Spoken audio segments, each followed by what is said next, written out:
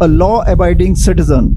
He just shot one shot in air, just a warning shot, and he is being charged. Now he has to go for extensive 18 months hustle and bustles. He had a legal gun.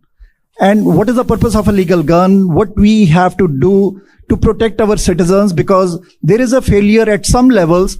That's the reason the person, the individual, he protected, he just did a fire shot. Why he is being charged and what needs to be changed here? Thank you. Yeah, thank you very much for your question. I know of the incident. I don't know the details, and I'm not going to speak to it in another jurisdiction. At another level, though, I think you're speaking to the core of the main concern that I think the service has, the providers of that want to do something about this. It's the fact that people are intimidated and scared and don't know what to do and feel like they have to protect themselves. And that's where we come in, and it is our obligation and our duty. But I wanted to follow up on your last question as well. You know, in days gone by, when we were in the worst days of this crisis, and it was a crisis, I, Mayor Brown, others as well, a little concerned that our partners and other level of governments weren't as forthright as we would like them to be. I'll put it that way.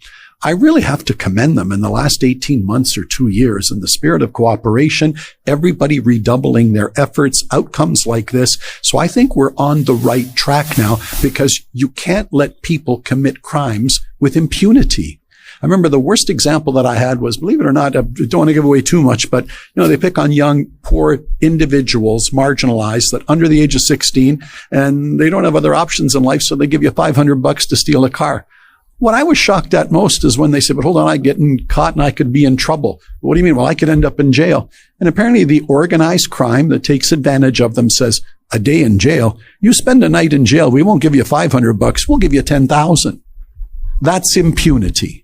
And that's what we're addressing now, saying there will be consequences. We need to do more, but I have never been more confident in all our partners at the other levels of government that we will be doing and are on a continuum to be doing much, much more now, so that this impunity is gone and you will face consequences like today. Thank you. Chief, you want to make a comment on the self-protection laws? Thank you. So, and then I can't comment on the incident that you're referring to. It belongs to another, obviously, municipality. I just think, you know, we all have been very privileged here to have, you know, relatively safe communities and neighborhoods and homes, and not comparing ourselves to the U.S. or otherwise.